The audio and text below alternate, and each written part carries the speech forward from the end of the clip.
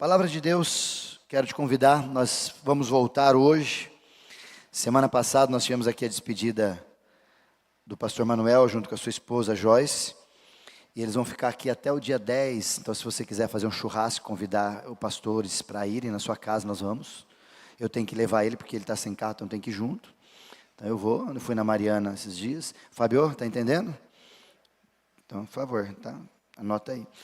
E eles vão ficar até o dia 10, conseguiram ajustar a passagem, os valores certinho. Dia 10 de julho, eles embarcam, nós vamos levar para Guarulhos, e eles embarcam para Moçambique.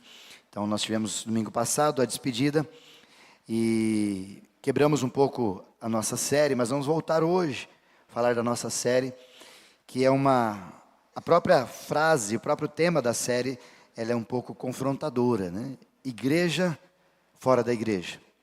Para a gente pensar o que é ser igreja, como funciona. Já está no YouTube, você pode assistir no nosso canal do YouTube, enquanto você entrar lá, se inscreva no canal, será um prazer, uma alegria para nós. E se você puder, não só assista, mas compartilhe com outras pessoas. Assista essa mensagem aqui, veja isso aqui, olha que legal. Esse pastor é meio maluco, mas fala lá para eles. E no primeiro domingo da nossa série, nós falamos sobre a importância da igreja para a sociedade. E a importância da igreja para a família. E falamos essa expectativa de cunho sociológico e antropológico, não só bíblico, mas de outros fatores que fazem com que a igreja se torne um elemento importante, uma instituição importante para a sociedade e para a família. No segundo domingo, que foi o domingo de Pentecostes, nós falamos sobre o que é ser igreja, e quem é a igreja, e o que é um culto, e quem é o culto. Se você tem dúvidas sobre isso e quer entender melhor, assista essa mensagem, está lá também no YouTube, no nosso canal.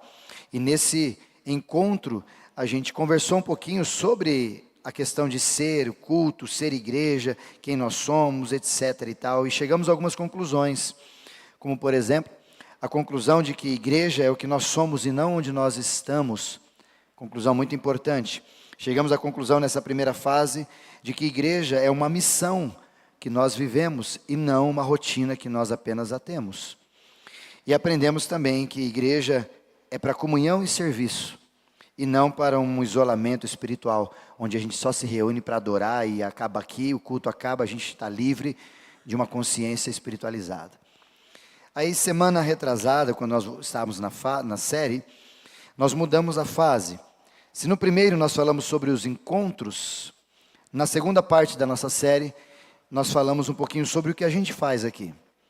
Porque o culto, ou esse encontro que a gente tem aqui, que nós também o chamamos de culto, ele é para fazer com que eu e você nos inspiramos. Sejamos como ponto de partida, desafiados a fazer isso em casa. Existia antigamente, hoje infelizmente as famílias perderam um pouco isso, mas existiam antigamente os nossos cultos nos lares. Lembra disso, Aline? Culto na casa, culto nos lares, onde o povo se reunia com a família, trazia o filho ali e tal, se tinha alguém que tocava, cantava, e fazia uma espécie de um culto no lar. Infelizmente, a gente foi perdendo tantas coisas boas nessa jornada, né? E uma delas foi isso. E isso é tão importante, a gente conversar sobre essa fase, esse tema, essa segunda fase da série, porque o que acontece aqui na igreja, isso que a gente está vivendo aqui, as canções, as orações, a palavra, tudo que a gente vive aqui, ele tem como propósito inspirar você para você viver isso fora daqui. Para você desenvolver o que nós vivemos na liturgia aqui, um ponto de partida, um start, para que na hora que você sair daqui, todo aquilo que estava aqui, viveu aqui contigo, saia daqui com a gente. Por exemplo, a palavra de Deus que nós falamos na última vez, que muitos de nós apenas lê a Bíblia na igreja. Não, o culto é para te inspirar a ler mais a Bíblia, inclusive em casa. Quando nós falamos sobre adoração, aqui nós adoramos, nós reunimos, nós cantamos, nós louvamos a Deus, nós falamos a Ele quem Ele é, quem Ele tem sido para nós. E essa postura também deve nos acompanhar fora de casa, ou é só aqui que a gente adora a Deus? Segundo o apóstolo Paulo, ele diz para nós, quer comais ou bebais, façais qualquer outra coisa, inclusive fora daqui, faça tudo para a glória de Deus. E também a comunhão, Muitas vezes nós estamos aqui em comunhão, conversamos com os irmãos, abraçamos, cantamos juntos, depois temos lanche, aquela coisa toda, a gente vive em comunhão, mas a gente só vive comunhão aqui, quando acaba o culto, acaba a comunhão. Não, ele é um start para que você viva essa comunhão na sua casa. Ligue para alguém, perceba que alguém não está vindo, mande mensagem, inclusive nesses dias de quem vem de manhã, às vezes não vem à noite, fala, pô, não te vi na igreja, eu fui de manhã. Aí se você mandar de manhã, pô, não te vi na igreja, fui à noite, beleza. Não te vi na igreja, não fui. Ô louco, irmão, com 2 oportunidades você ainda não vai, quer que faz mais uma? Falar com o pastor então, nós faz um terceiro momento para você se encontrar com nós. Mas é um start apenas, é uma inspiração para você viver em comunhão. E a quarta e última ação que nós falamos é sobre a oração, que é um tema extremamente necessário para a nossa vida. E essa oração da qual nós fazemos aqui, se inicia culto fazendo, no meio nós fazemos, a seminarista Fernanda fez oração, a Andréia fez oração em português e não em alemão, né, Andréia? Fez oração em português hoje. Ou seja, nós oramos muito aqui, para quê? Não é para satisfazer a gente a despeito de uma consciência religiosa, mas é para nos inspirar, para que você viva esse tempo e tenha inspirações aqui para você orar na sua casa. Essa é a ideia do propósito. Até porque nós falamos isso num domingo dessa série, que o véu se rasgou. Que quando Jesus estava lá na cruz, em João capítulo de 19, versículo 30, e ele disse a última frase dele, tetelestai, ou está consumado em português. E nessa expressão de Jesus, segundo Mateus capítulo 27, versículo 51, por favor, Caio. Mateus 27, 51, eis que o véu do santuário se rasgou em 2 partes, de alto a baixo. A terra tremeu e as rochas se partiram. Nesse dia, especificamente, falamos nesse encontro já, que não tem como mais ter um lugar, não é mais para ter um lugar onde Deus está. Deus saiu de lá para estar comigo. Então a oração, a palavra, a comunhão, a adoração não é para um lugar, como uma igreja como essa, ou um tabernáculo como eles faziam antigamente. A proposta litúrgica que nós fazemos como culto é para te inspirar para que tudo isso que nós fazemos aqui, ele continue na sua casa, continue no seu dia a dia. E a palavra que nós falamos, e hoje eu quero dar continuidade, vamos falar por esse assunto mais uma vez ainda domingo que vem, é sobre a oração.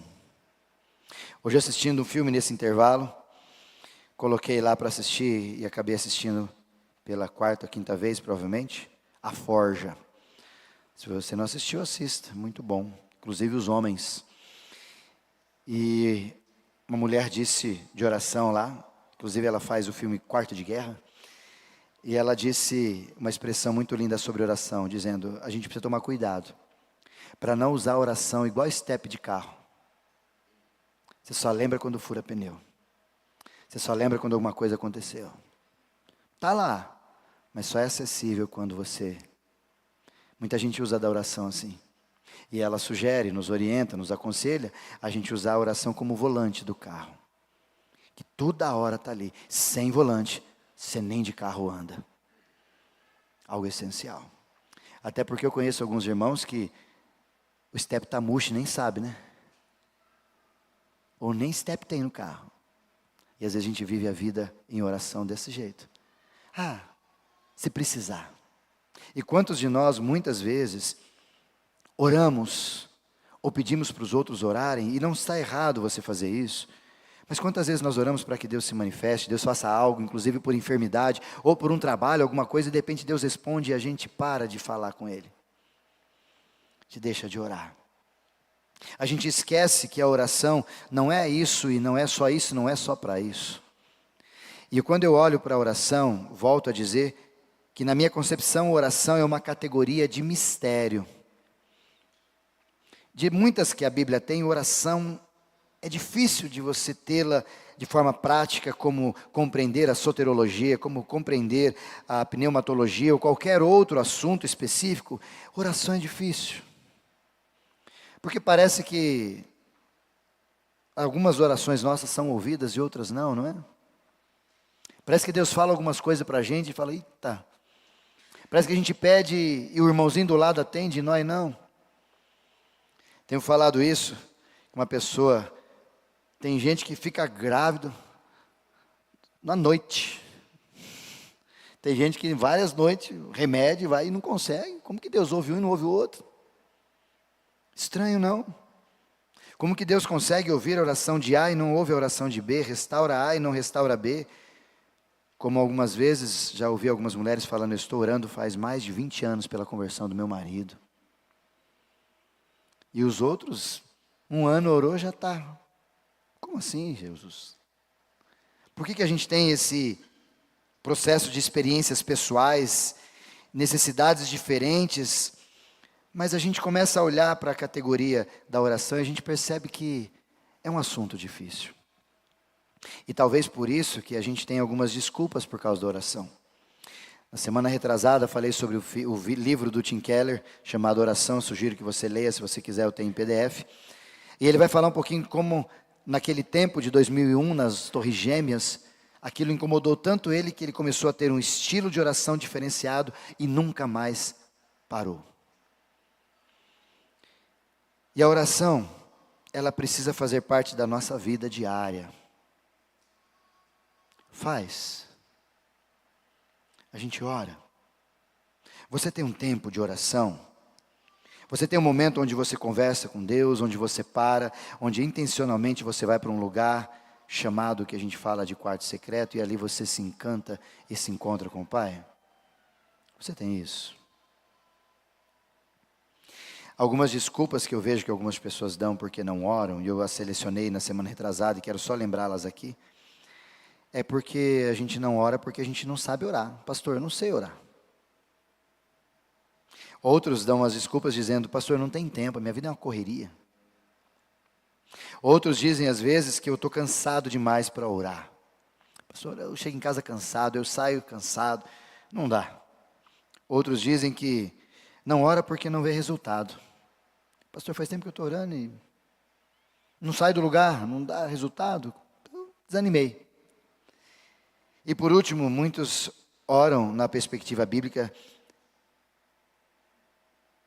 herética, de dizer, eu não oro porque Deus já sabe tudo, então eu não preciso orar. Está quase certa a sua frase. O fato dele saber tudo, você está certo. O fato de você não precisar orar, você está extremamente equivocado. Porque ele mesmo fala para a gente orar. Ele mesmo ordena, e por várias vezes, pelo menos 130 vezes no Novo Testamento, tem ordenança para orar. E a gente às vezes não leva muito a sério, e nós sofremos bastante por causa disso. E eu quero te convidar a pensar um pouquinho, porque a oração, ela é uma linguagem cristã, isso é verdade, contudo ela tem um elemento irônico dentro da oração. Por que ela tem um elemento irônico dentro da oração? Porque por um lado ela é fácil de ser feita, qualquer pessoa pode fazer, você sugere uma criança para fazer, repete comigo, faz a oraçãozinha do jeitinho dela, mas ela faz. Então ela é fácil de ser feita. Também todos podem fazer, e em qualquer hora a gente pode fazer uma oração. Estou aqui, estou no banheiro, estou andando, estou correndo, estou na academia, eu faço oração. Mas por outro lado, ela é irônica também, porque a oração é fácil de falsificar. É fácil da gente ouvir orações falsificadas. E oração falsificada, talvez ela entra também num quesito de que a oração ela pode ser fingida. Onde muita gente finge que está orando. Ou talvez se expressam, inclusive com fórmulas mágicas para dizer que a oração tem que ser assim, tem que ser assado, se você não fizer essa oração desse jeito, daquele jeito, não vai funcionar. Por isso que é irônico falar sobre oração, porque por um lado ela é fácil, tranquilo de se realizar, por outro lado ela tem alguns perigos que a gente precisa estar esperto para fazê-las. E quando a gente fala de oração, a gente ainda tem um maior problema que eu vejo, que é quando a gente promete orar e é deslocado, é diluído o nosso desejo de orar por causa das circunstâncias. Por exemplo, quando você encontra, o que eu já encontrei alguém no mercado, e a pessoa, ô pastor, tudo bem? Como é que o senhor está? Tudo. Aí ele já aproveita, né? Pastor, eu preciso de oração. O que está acontecendo, meu irmão? O que está acontecendo? Ah, está isso, tal. Você não faz oração? Pode deixar, né? Vamos fazer sim. Às vezes você anota no celular, ou às vezes você deixa para os seus neurônios lembrarem. Você entra no mercado, faz a compra, puxa ali, puxa cá, esquece, daqui a pouco você nem lembrou de orar. Infelizmente isso é muito comum, mais comum do que a gente imagina. As nossas orações prometidas, elas vão se deslocando e a gente, pela urgência do dia a dia, a gente esquece de orar e de ser intercessores pelos outros. E se isso acontece com a gente, é muito provável que a gente tenha costumes estranhos a respeito da oração. Por isso que eu quero desafiar você sobre oração hoje, para você entender 2 caminhos a respeito da oração. O primeiro, 1 Tessalonicenses, por favor, Caio, capítulo 5, versículo 17, ele fala um pouquinho sobre um tipo de oração. A palavra de Deus não fala em momento nenhum, leia a Bíblia sem cessar, ela não fala também, adore sem cessar, ela não fala também, tenha comunhão sem cessar. Mas sobre oração ela fala para nós, orem sem cessar. Na ideia de que a gente precisa entender que esse texto, esse versículo de Paulo à igreja de Tessalônica, é para fazer a gente entender que nós estamos completamente conectados com Deus. Existe um autor que ele dizia assim, 1 Tessalonicenses 5,17, quando o apóstolo Paulo diz orar sem cessar, ele está querendo dizer para nós que todo o nosso pensamento é uma oração. Aí ele pergunta no parágrafo seguinte, Deus pode tomar todos os seus pensamentos e fazê-lo uma oração? Será que Ele pode fazer isso? E infelizmente, a gente olha para essa parte da oração, que é verdade, orar sem cessar, só que a gente confunde e a gente vive às vezes nessa ideia, e de fato é isso, o tempo todo, é absoluto a ideia, porque a gente falou já semana retrasada que o véu se rompeu, então você não precisa vir numa igreja para orar, você não precisa mais estar num lugar para orar, ou chegar diante de um lugar para orar, você pode orar em qualquer lugar, porque você está conectado com Deus e precisa fazer isso o tempo todo. Isso é bom. Paulo fala isso à igreja de Efésios também, capítulo de número 6, por favor, Caio, versículo 17, quando ele vai terminar a expressão e ensinando a gente sobre a armadura de Deus, sobre nossa vida, e ele termina dizendo, use também o capacete da salvação, a espada do Espírito, que é a palavra de Deus. Mas no versículo 18, para dar liga a tudo isso, é o que ele diz, orem em todo o tempo. Orem em todo o tempo. Mas há um elemento importante que nesse texto faz toda a diferença a despeito do cristianismo. O islamismo, outras religiões, em nenhum momento no Alcorão ou qualquer outra leitura dos livros sagrados de cada uma das religiões, elas não propõem um espírito que vive com a gente. Não ressuscitaram e nem propõem espírito. O conceito de trindade, de que há um Deus Pai, Deus Filho e Deus Espírito Santo, é cristão. E o único da religião que tem a possibilidade da gente entender que ao encontrar-se com Jesus, você se torne, já falamos sobre isso, morada do Altíssimo, santuário de Deus, ou seja, o Espírito Santo mora em nós. Então eu tenho conexão completa o tempo todo e absoluta com Deus, porque Ele está comigo, então eu posso orar a hora que eu desejar. É isso que o apóstolo Paulo está dizendo, orem em todo o tempo. De que forma? No Espírito. Na ideia de que eu com o Espírito converso, a gente troca uma ideia, e eu falo, eu oro, e estou orando com todo tipo de oração. E aqui que entra aquela questão que a gente sempre conversa, né? A oração é só para pedir. Muitos de nós têm oração só para isso.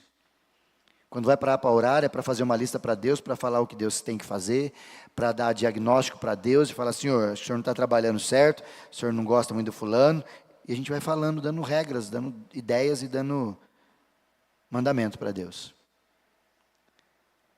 E ele continua dizendo, com todo tipo de oração, súplica, que tem a ver com outros, e para isto vigiem com toda perseverança, e súplique orações por todos os santos. Por isso que a vida de oração, orar sem cessar, orar o tempo todo, deveria ser uma rotina minha e sua, a despeito de uma guerra que a gente trava todo dia. Quando você acorda, a palavra de Deus diz que as misericórdias do Senhor se renovam todas as manhãs, por mim e por você. Mas eu sinto te dizer, quando você acorda, o Satanás ativa também o seu exército para dizer, ó, bora pegar e derrubar esse pangaré. O que nós faz? Oração é o oxigênio da alma. Sem ele a gente está fadado a perder essas batalhas, como o apóstolo Paulo fala em Efésios capítulo número 6, do versículo 7 até o 18. Mas é outro tipo de oração que está em Mateus capítulo de número 6. Mas antes de entrar especificamente em Mateus capítulo 6, Caio, o evangelista Lucas, ele fala por pelo menos 17 vezes esse tipo de oração, num personagem chamado Jesus. Mas especificamente, Lucas vai nos instruir por várias vezes. Coloca para mim, Caio, Lucas capítulo 5. Vamos só Lucas capítulo 5, versículo 16, por favor. Peguei você, Caio, falei que ia ser diferente, vai, anotou aí, dançou. Jesus, porém, se retirava para lugares solitários e orava. Sabe aquela desculpa que a gente dá? Eu não oro porque Deus sabe tudo. E uso a Bíblia. Antes mesmo que a palavra chegue aos meus lábios, tu as conheces todas. Salmo 139. Ou seja, então se ele conhece tudo, por que eu vou orar? Pergunto, se esse é o seu caminho de conceito, então por que Jesus orava? Se ele e o Pai eram um. E se o Pai conhecia tudo, já sabia de tudo, para que Jesus orava? Capítulo 6, por favor, Caio, versículo 12. Olha mais esse texto de Lucas. 6:12, Caio. Caio, está comigo? Naqueles dias, Jesus se retirou para o monte, a fim de fazer o quê? Orar. E passou quanto tempo? A noite, orando. Jesus orava. Capítulo 9, versículo 18, Caio, por favor. Olha o que diz capítulo 9 de Lucas, versículo 18. Aconteceu que enquanto Jesus estava fazendo o quê? Orando. De que forma? Em particular. Achavam-se presentes os discípulos a quem ele perguntou: que as multidões dizem que eu sou? Versículo 28, Caio. Vamos passar ali para frente. No capítulo 9 ainda. Cerca de 8 dias depois de proferir essas palavras, Jesus levou consigo Pedro, Tiago e João e subiu ao monte com o propósito de fazer o quê? Orar de novo. Eita Jesus! Como esse homem orava, né? Capítulo número 11, versículo 1, Caio. Jesus estava orando em certo lugar. E quando terminou, um dos seus discípulos lhe pediu: Senhor, ensina-nos a orar como João Batista ensinava os seus discípulos. Vamos voltar nesse texto depois, Caio. Capítulo 22, versículo de número 41, Caio. Olha o que diz Lucas. Ele, por sua vez, se afastou um pouco e de joelhos orava. Até trejeito Jesus ensinava a gente como fazia. Um pouco mais para frente, capítulo 22, versículo 44, Caio, por favor. E estando em agonia, orava mais, orava intensamente, e o seu suor se tornou como gotas de sangue caindo sobre a terra. Hermatidrose chama esse fenômeno que Jesus viveu lá no Getsêmani. Capítulo de número 24, versículo 30, Caio. 24, 30, olha o que diz esse texto. E aconteceu que quando estava à mesa, ele pegou o pão e orou e o abençoou. E depois de partir o pão, deu a eles. Jesus orava sozinho, orava com várias pessoas, oravam juntos.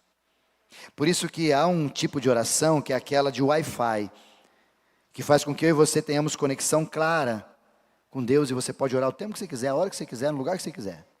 Mas tem um outro tipo de oração que eu gostaria muito que você exercitasse, que é a oração intencional que Jesus fazia. Que é aquela oração onde a gente para tudo, a gente fica recluso, onde a gente tem um tempo pertinente para fazer algo, um local específico onde a gente para tudo para fazer o que tem que ser feito. E é isso que Jesus apresenta, mais uma vez em Lucas capítulo 1, por favor, Caio, versículo 11, versículo 1, perdão. Lucas 11, 1. Jesus diz isso, ele estava orando em um certo lugar, e quando ele parou de orar, um dos seus discípulos lhe pediu: Senhor, ensina-nos a orar. João Batista ensinava os seus. Abre aspas aqui para os pais. Seu filho pede para aprender a orar? Talvez se ele nunca pediu é porque ele nunca te viu orando. Seu filho pede para ler a Bíblia? Talvez é porque ele nunca te viu lendo palavra nenhuma.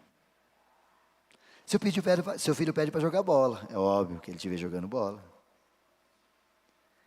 A gente observa. Os discípulos olharam para Jesus e viram Jesus orando, ficaram intrigados. Fala: Senhor, ensina-nos a orar. E esse mesmo contexto de Lucas 11, ele faz parte de Mateus capítulo 6. Por favor, Caio. Mas no contexto de Mateus capítulo 6, eu quero que você entenda um pouquinho esse contexto. Desde o capítulo 5 de Mateus, só para você entender um pouquinho, faz parte da oração, só segura um pouquinho, Caio. Capítulo 5, 6 e 7 faz parte do Sermão do Monte. E esse texto, Jesus vai ressignificando no capítulo 5, inclusive, falando sobre as características dos discípulos como sal da terra e luz do mundo, e desenvolvendo isso no capítulo 5. Quando ele chega no capítulo de número 5, lá no finalzinho, versículo 17 até o 48, se você tiver com a sua Bíblia, você pode conferir isso. Você tem ali a ética dos discípulos. Jesus ressignificando o jeito que a gente tem que ser, se somos discípulos de Jesus. Uma das éticas é Jesus dizendo para a gente, se alguém bater na sua face de um lado, você faz o quê? Dá na orelha dele. Não, isso o mundo faz. A ética de Cristo agora é você dar outra face. Se alguém te pede uma capa, você dá tudo. Se alguém te pede para andar um pedaço, você anda mais. Ou seja, Jesus ressignificando a ética do discípulo de Jesus. E aí entra no capítulo 6, ele vai falar sobre a espiritualidade do discípulo. E é nesse capítulo que os elementos de espiritualidade se alavancam a partir de uma esmola, onde as pessoas vão dar esmola, e o jeito certo de dar esmola, Jesus ressignifica no capítulo 6. Também fala sobre jejum e também fala sobre oração. Por isso o contexto do capítulo 6, que é o que eu mais gostaria que você tivesse, nós vamos entender o que Jesus está dizendo para nós. Capítulo 6, versículo 5, por favor, Caio. Antes de Jesus falar, versículo 6, Caio, por favor, coloca o 6. Ao orar, Jesus ensinando, colaborando com o capítulo 11 de Lucas, versículo 1. Ao orar, respondendo um desejo de aprender a orar, Jesus ensina, quando vocês forem orar, vocês entram no quarto de vocês, vocês fecham a porta, e vocês oram ao Pai, e o Pai que está em secreto, te vê, e esse que te vê em secreto, lhe recompensará. Apenas o versículo 6. Mas antes de falar do 6, eu preciso falar do 5, 7 e 8 para chegar no 9. Se você tem consciência do que é o capítulo 6, versículo 6 de Mateus, Jesus ensina a orar no particular. No versículo 9 em diante, Jesus ensina a orar no público, a oração famosa do Pai Nosso. Mas é sempre importante a gente não esquecer. Eu só posso fazer no público aquilo que eu sou no privado. Eu só vou ter uma oração ou uma relação de oração maravilhosa no público se eu aprendi primeiro a orar no privado. É isso que Jesus está ensinando desse jeito, e exatamente nessa ordem. Mas ele ensina também que há um perigo nas orações. Capítulo de número 6, versículo 5. Por favor, volte um versículo, Caio. Ele por 3 vezes, ele coloca a expressão, não sejam, não fazem, não é assim que funciona, para depois ele ensinar no versículo 6 e no versículo 9 o que é a oração. E a primeira coisa que Jesus fala é para nós não orar e para ser visto pelas pessoas, porque oração não é um teatro. É o que ele diz ali. Quando orares, não sejam como os hipócritas que gostam de orar em pé nas sinagogas e nos cantos das praças para serem vistos pelos outros. A gente que ora assim. E é tão engraçado esse tipo de amostragem, que as pessoas quando fazem esse tipo de ação, não sei se você conhece gente assim, se conhece, fique preocupado. Se você é assim, mude. Quando vai orar, não é o caso do Manuel, que tem uma voz bonita, então ele não mexe. Mas tem gente que tem uma voz assim, tá a cara rachada. Você pode orar, irmão? Pode. Aí ele pega o microfone e faz assim: Senhor nosso Deus. Opa, o que aconteceu? Uia, quem está aí? Tem que fazer essa pergunta, talvez, né? O que aconteceu? Porque a pessoa faz um teatro para orar. Para que isso? Eles faziam nessa época e Jesus já se incomodava e falava: gente, não é assim que funciona. Oração não é sobre essa forma, não é sobre performance, oração é diferente, e esse é um perigo que nós temos de fazer da nossa oração um teatro, uma amostragem, uma voz, ou algo diferente que você tem que se mostrar para os outros. Quem pediu isso? Jesus nem ensina a orar, mas ensina que isso não é o que ele deseja encontrar na oração. A segunda, no versículo 7, por favor, Caio, ele coloca: e quando orar, não usem vãs repetições como os gentios fazem, porque eles pensam que pelo muito falar, vocês vão ser ouvidos. Talvez aqui entre e confronta um pouquinho aquela ideia nossa de que se mais gente estiver orando, Deus é obrigado a ouvir e a responder. Uma vez uma pessoa me disse isso, numas conversas, falou, pastor, quanto mais gente orando, e aí ele disse assim, soltou assim, acho que de forma bem simplista, mas está bem, pastor, Deus tinha que ouvir mesmo. Eu pedi para a igreja 6, ir para outra igreja, centro de umbanda, candomblé, católico, mas todo mundo estava orando. Eu falei, louco. E a gente tem essa ideia de que nas vãs repetições ou na oração retórica, no muito falar, a gente vai conseguir fazer Deus olhar para nós e falar, nossa, tem tanta gente orando. Como talvez você possa olhar para os céus e imaginar que Deus faz assim, quantos vocês estão? 3 orando? Não, enquanto não alcançar 15 orando, eu não vou fazer nada. Você acha que Deus faz isso? 50 pessoas orando? Não, no mínimo 100. Se não bater a meta, não respondo. Você acha que é assim que Deus faz? Não estou dizendo que você não pode compartilhar dos seus problemas e dificuldades com os outros, para a gente orar juntos, mas aí é uma questão de comunhão, de orar para ser curado, sarado e chorar junto, e não uma questão de retórica para subir para o céu, ó Senhor, está ouvindo, né? Ó um monte de gente, se o Senhor não respondeu, ó tanta gente que o Senhor vai decepcionar. É isso que Jesus está dizendo ali. E terceiro versículo 8, por favor, Caio, Jesus também ensina antes de falar do 9, da oração do Pai Nosso. Não sejam, mais uma vez, portanto, como eles. Por quê? Porque o Pai de vocês sabe o que vocês precisam, antes mesmo de vocês pedirem qualquer coisa. Jesus está deixando bem claro que quem chama Deus de Pai, ora diferente de quem chama Deus de Deus. Quem tem relacionamento de filho com pai, é diferente.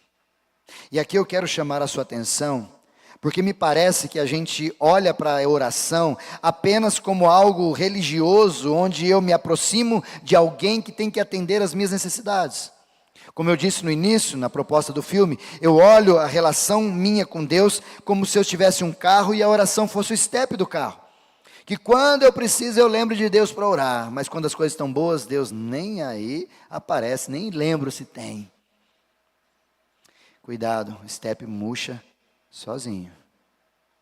E o dia que você tratar a oração assim, a hora que você precisar, ele não vai estar lá. E esse é o problema da nossa geração. Falava isso com alguns irmãos. Hoje a minha mãe mandou mensagem para minha esposa, manda para mim, a gente fala sempre, uma das frases mais importantes da minha mãe que eu ouço e gosto de ouvir, é ela dizendo, a mãe está orando por você, viu filho? Fique em paz, a mãe está orando por você. E eu sei disso e falo isso com orgulho da minha mãe e do meu pai. Pergunto para você, mãe, pai, seus filhos podem dizer isso de você? Ou não mais? Nós sustentamos a nossa família em oração? Há um momento, há um dia, há um encontro de oração que você faz, que você tem, como Jesus fazia, tirava tempo, se afastava dos outros, ia para um lugar deserto, ia para um lugar diferente para orar. É desse tipo de oração que a gente precisa fazer, porque o outro de conectividade, nós faz toda hora. E às vezes se torna uma desculpa, ou de certa forma um amuleto para a gente. Não, pastor, eu oro, estou orando todo tempo, estou orando todo tempo. Tá não, irmão. Você está conectado todo o tempo. Orar de verdade é intencionalmente fazer o que Jesus manda fazer em Mateus 6,6. Olha o que Jesus ensina a gente, volta a esse texto para a gente tirar desafios dele. Mas ao orar, se você quer orar de verdade, escuta o que Jesus está ensinando. Não é o que o pastor está falando, é o que a Bíblia está dizendo. Não é o que o irmãozinho lá fala, quando você for orar, você tem que ir no monte. Você pode ir no monte, irmão, mas Jesus não mandou ir em monte nenhum. Ao orar, vai para o teu quarto. Não estou dizendo que você não possa ir no monte orar, pode ir onde você quiser. Mas o primeiro ensino de Jesus sobre oração é para a gente voltar para casa e ir para o quarto. Lugar de intimidade, vamos falar já. E ao estar no quarto, feche a sua porta. E chame Deus de Pai, por isso que ele diz, e ore ao seu Pai. Se você observar nos evangelhos, aqui é a primeira vez, e é estrondoso a forma de Jesus tratar, porque é a primeira vez que Jesus começa a tratar Deus, da qual ele ora, e todos oravam, e ele se ressignificava isso, de Pai, ou talvez numa tradução do capítulo de número 6, versículo 9, Abba Pai, que é paizinho querido. Os líderes religiosos ficaram perturbados. Onde já se viu você chamar Deus de Pai, Zé? Você está louco? Deus é Deus, mas Jesus vem para inaugurar uma nova forma de a gente olhar para o céu. E não olhar para o céu na expectativa de encontrar um Deus, isso a religião já faz. Mas na ideia de Jesus, a olhar para o quarto secreto, ou para cima, na oração do Pai Nosso, e chamá-lo de Pai, no secreto meu, nosso, no público. E aqui Jesus arruma alguns problemas para nós. O primeiro é ele com as suas religiosidades laterais. Eles acabam brigando, incomodando, porque é blasfêmia chamar Deus de Pai. Mas por outro lado, quando Jesus começa nessa oração falando sobre isso, ele nos dá a ideia de um outro privilégio, que é não só chamar Deus de Pai, mas considerar-nos filhos. Por isso muda bastante. Na religião, antes de Jesus, era a criatura querendo falar com um Criador. Réis mortais querendo falar com um Deus. Então a gente tinha que fazer performance, algumas coisas diferentes para falar com ele, né? Sacrifício, umas coisas doidas. Esse era o processo. Jesus vem, ressignifica tudo isso e fala: agora, vocês não vão mais orar a Deus, vocês vão orar ao Pai. Vocês não são mais criaturas, mas filhos de Deus que vão falar com o Pai. Por isso que nessa concepção de Jesus, em Mateus capítulo 6, versículo 6, na minha concepção muda completamente a ideia do que é a igreja, do que é oração, do que é uma oração. Para a gente clarear e ter em mente que oração é mais do que palavra, na minha concepção, oração é um encontro. Oração é estar com Deus. Oração é desejar encontrar com o Pai, porque mesmo na oração, ou nesses encontros que Jesus está propondo aqui, nós teríamos sim palavras articuladas, como também nesse encontro a gente tem momentos onde palavras não saem dos nossos lábios. É disso que Jesus está falando, desses encontros das quais a gente vai para um quarto secreto, ou vai para um lugar escuro, ou vai para uma praça, qualquer lugar diferente, e ali a gente sofre porque a gente quer falar, a gente quer sofrer, a gente quer colocar e a gente não sabe.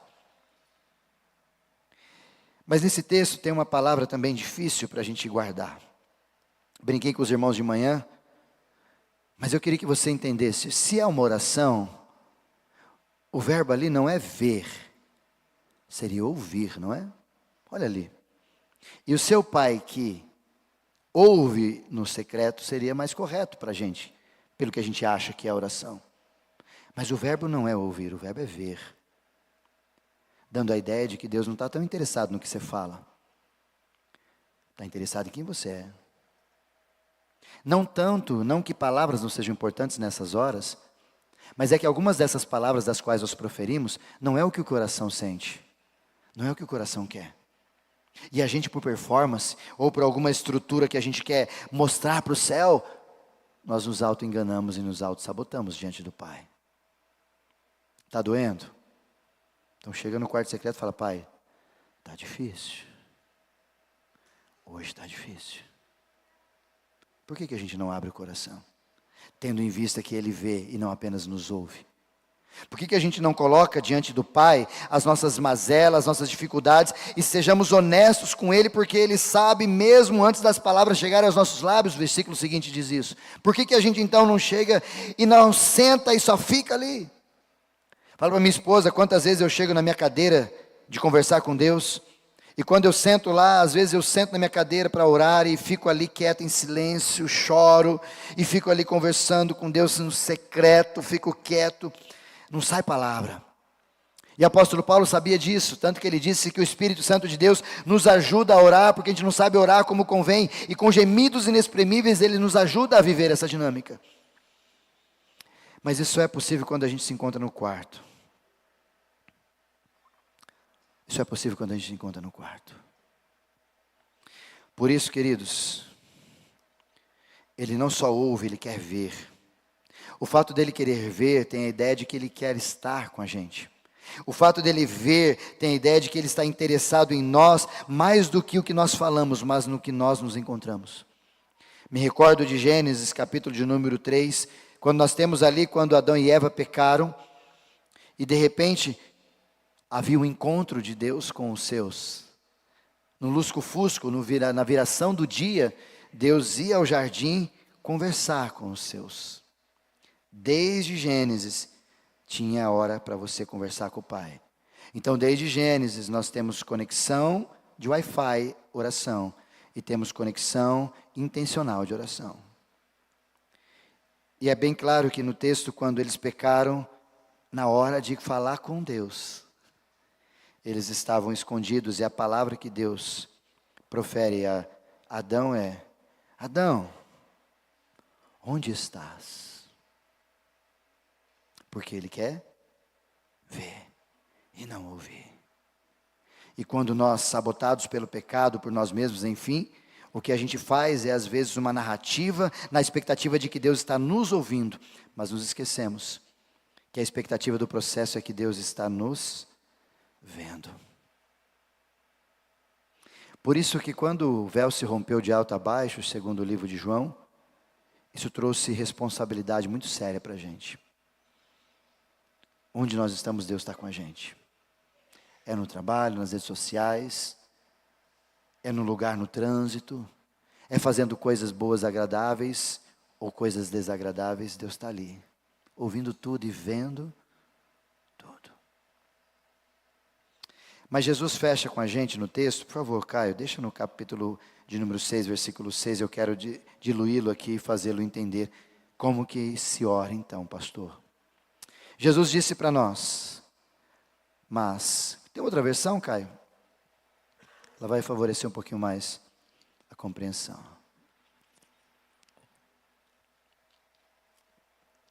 Vamos diluir esse texto, esse versículo, para a gente entender de forma bem textual. Primeira expressão que Jesus diz: quando orares, tu porém, quando orares. Primeira verdade que eu quero que você guarde é que oração é esperada e agendada por Deus. E ali não está escrito, se você orar, não, está escrito quando você orar, na ideia de que Jesus gerou uma expectativa nos seus discípulos, em mim e você, de que oração é algo da qual nós não conseguimos mais viver sem quem um dia experimenta isso.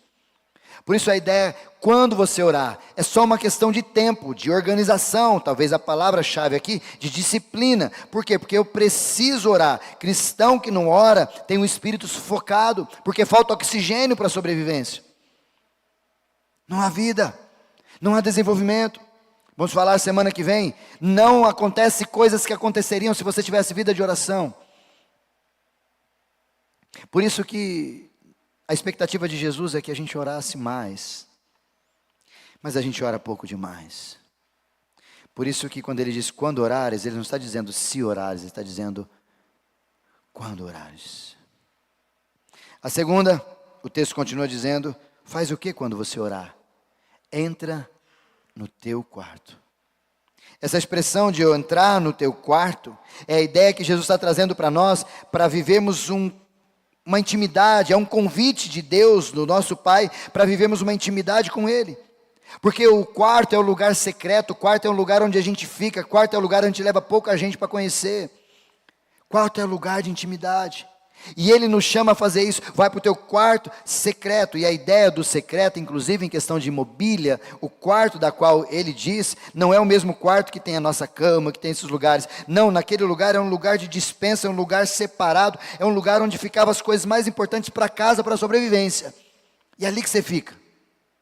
No filme que eu mencionei um pouco antes, o quarto de guerra, é sobre esse lugar, e Ele diz isso para nós, quando você orar, então não é se orar, quando orar, o primeiro lugar que eu preciso habitar em oração é na minha casa, é num quarto secreto, é num lugar onde eu me encontro, num lugar onde eu me rendo, um lugar onde eu ajoelho, o lugar onde eu sei que Deus vai estar comigo ali, que o Pai está ali, como aconteceu com Adão e Eva, com o horário marcado, Deus estava lá. Isso faz a mim e a você ter uma palavra-chave, intencionalidade de oração. Por favor, esqueça essa mania crentez nossa de orar. Eu vou orar quando tiver vontade. Irmão, isso é coisa para criança. A gente ora porque a gente entende que é responsabilidade. Quem ora quando tem vontade, não entendeu o que é oração. Por isso que tem que ser intencional. Eu vou marcar, eu vou colocar, aquele dia eu agendei, eu ajustei, e vai ser o dia, o horário que eu vou fazer isso, 5 horas da manhã, 6 horas da manhã, 7 horas da noite, o horário que você marcar, mas seja intencional, e vá para o quarto secreto, vá para o lugar onde você consegue ser filho nos braços do Pai. Mas o texto continua. Terceira parte do texto ele diz: quando entrares no quarto, feche a porta. E aqui entra talvez uma das coisas mais importantes do nosso tempo. Orar é ter foco e ter exclusividade. Eu não sei se você gosta, mas eu não gosto. Quando eu estou atendendo alguém, eu deixo de lado e olho nos olhos. Fico junto. Mas é horrível você conversar com alguém, a pessoa está mexendo no celular, fazendo um monte de coiseira, não é? Chato, não? Deus quer exclusividade. O Pai quer exclusividade. Por isso que Ele sugere a mim e a você, Ele nos aconselha a fechar a porta. Fechar a porta é você abrir mão das distrações, é você se afastar das distrações, é você fechar a porta do seu quarto, do lugar que você está, e abrir do seu coração, só para você e Ele e você estarem juntos. Mas infelizmente, querido, seja bem honesto. Quando você acorda, qual a primeira coisa que você faz? Vai orar ou vai pegar o celular? Talvez você até entre uma desculpinha. Eu pegar o celular para eu ver um versículo. Miserável, tem na Bíblia. Larga de ser pangaré. Pastor, mas é que eu estou esperando uma mensagem. 5 horas da manhã, 6 horas da manhã. Quem está ligando para o seu pastor? Se for isso, eu faço isso. Eu mando para vocês esse horário, não tem problema. Mas a gente não. Acordamos, vamos ao banheiro, alguma coisa assim. Mas na hora de fazer algo, tudo vem antes. Inclusive as distrações. Isso não é prioridade. Oração não tem sido prioridade para muitos de nós. Mas ele continua dizendo o restante do texto. Quando orares, entra no teu quarto, fecha a porta. E ele diz uma direção que eu tenho que orar. Ore ao teu Pai. Na ideia de que não é sobre uma pessoa falando com Deus, mas é sobre um filho querendo encontrar o Pai. Jesus mesmo disse isso em João capítulo 14, versículo 6, eu sou o caminho, a verdade e a vida. Coloca para mim, Caio, por favor. Eu sou o caminho, a verdade e a vida. Ninguém vem ao Pai se não for por mim. Olha o que Jesus está dizendo, João 14, 6. Caio, por favor. Ele inaugura mais uma vez essa estrutura. Eu sou o caminho, a verdade e a vida. E ninguém vem, porque eu e ele somos um. Não é para Deus, é para o Pai. Já perguntei uma vez para vocês e pergunto sempre. Quem leva a gente para Deus, segundo esse texto? Quem que leva a gente para Deus, segundo esse texto? Segundo esse texto, religião. Jesus não está prometendo ninguém levar para o céu, para Deus. Aqui ele está prometendo levar a gente para o Pai. Mas não é a mesma coisa? Depende do ponto de vista seu. Depende da tua relação.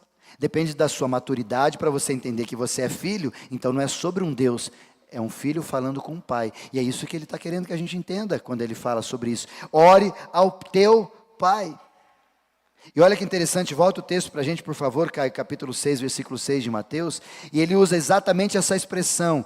Quando orares, entra no seu quarto, feche a porta e orarás a teu Pai. Não é orarás ao Pai. Solto.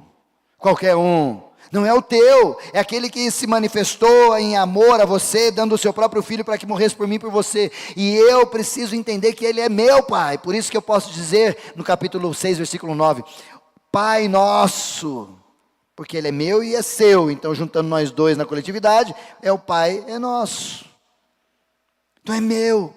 Eu preciso ter essa consciência da minha paternidade, daquilo que Deus fez comigo e da minha identidade de filho, daquilo que Jesus fez para mim. Porque se eu não tenho identidade da filiação, dessa paternidade, dessa adoção que aconteceu em Cristo sobre minha vida, eu nunca vou conseguir enxergar Deus de Pai. Portanto, nunca serei um filho. Por isso ele diz, ore ao teu Pai, intimidade de filho com Pai. Mas ele continua, onde está esse Pai? Ore ao teu Pai, que está em secreto. Numa outra tradução está dizendo que está no secreto. E a ideia, quando eu coloco nesse ponto 5 aqui, no restante do versículo, é a ideia de que o próprio Deus já está lá te esperando no secreto para você se encontrar com Ele. Ou seja, quando você se encontra, quando você marca, quando você tem intencionalidade de falar com Deus, Deus já está lá te esperando. Não é um chegar lá e falar, Senhor, marcamos horário, o Senhor não veio, como é que o Senhor está? Como os médicos fazem com a gente. Fico bravo, falo, cara, exigem que a gente chegue na hora e eles deixam nós para trás. Mas tudo bem, isso é papo por outro dia. No caso da oração, não. O texto diz claramente que Deus está lá. O Pai está lá te esperando. O Pai está lá no secreto te aguardando. Talvez aqui caiba uma pergunta muito importante para você tentar refletir e responder. O Pai está ficando sozinho no quarto secreto ou você está fazendo companhia para Ele? Qual a última vez que o Pai te abraçou no quarto secreto, tendo a expectativa de que Ele te espera e faz tempo que você não vai? É o que diz o texto. O teu Pai estará lá. Estará te aguardando no local de encontro. E por último o texto finaliza dizendo, e o teu Pai que te vê, porque não tem a ver com aquilo que eu faço, não tem a ver com as minhas performances, não tem a ver com o trejeito, tem a ver com o meu coração sincero, como diz Calvino, e entregue na mão do Pai, disposto a fazer o que Ele deseja. É sobre isso. E sendo sobre isso, o final Ele responde, dizendo, este Pai que vê em secreto, te recompensará. Para ensinar a gente, irmãos, que toda oração tem resposta. Nenhuma oração é em vão. Toda oração tem recompensa. Toda recompensa. Como o próprio texto que o Romário mencionou aqui, quem bate, abre. Quem pede, alcança. O problema é que às vezes eu e você estamos tão bitolados no sentido do que é oração, equivocado e não bíblico, que quando Deus não responde o que você quer, Deus não respondeu. Que quando Deus não diz sim para aquilo que você quer, Deus não respondeu. Será? Será que é assim que funciona a oração?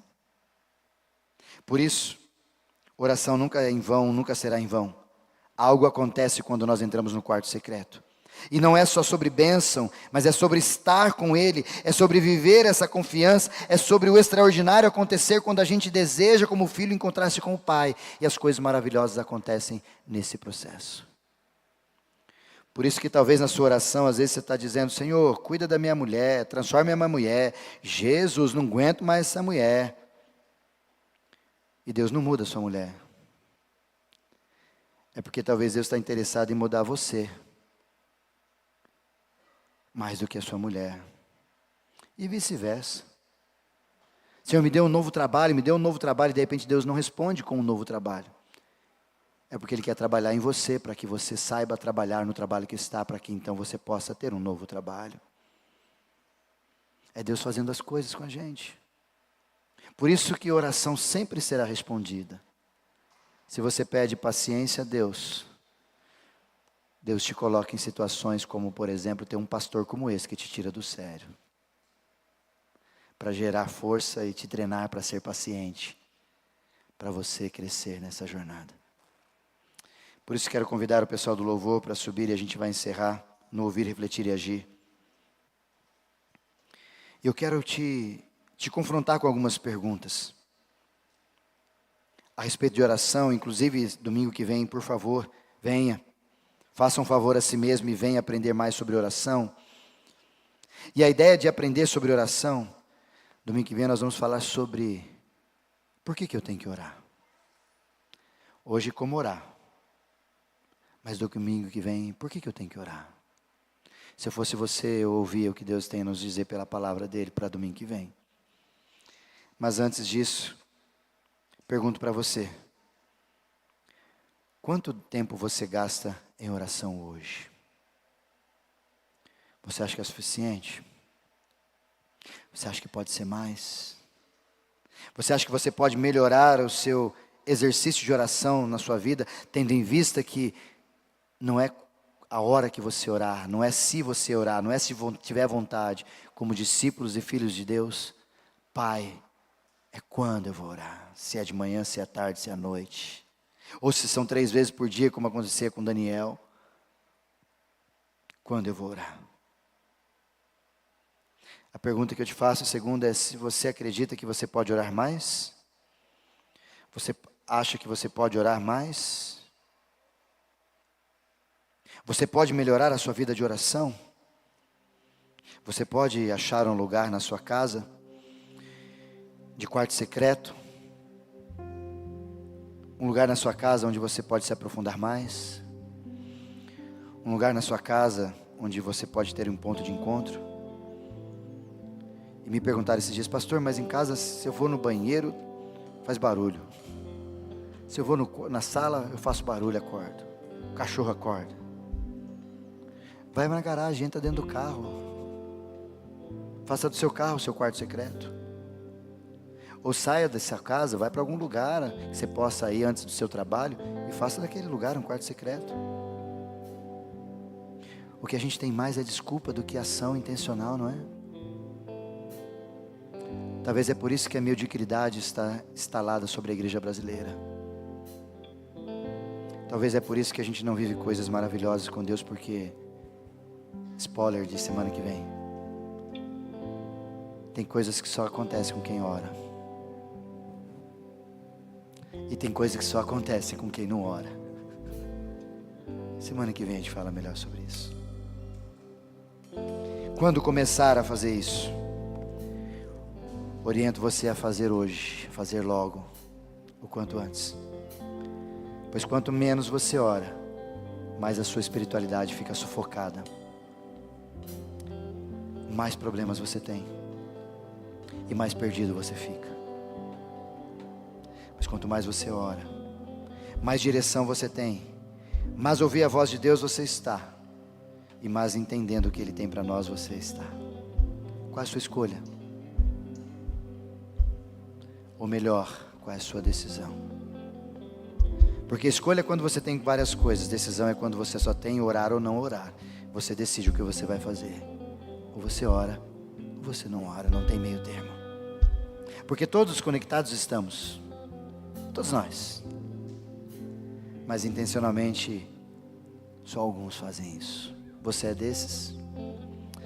Quero convidar você a ficar em pé, nós vamos cantar essa linda canção. E ao cantarmos, eu quero convidar você para a gente usar dela elemento para a nossa vida. Usar dessa oração, dessa canção, uma oração para dizer para Deus que você quer ter mais, se você quer aproximar-se mais. E eu insisto em te dizer, Deus está com saudade, o Pai quer te ver no quarto. O Pai quer te ver no quarto. Se ajuste, se organize, ajeite as coisas. A coisa principal é fazer da coisa principal. A coisa principal é para um cristão, orar é a coisa principal que a gente precisa fazer, inclusive sem cessar.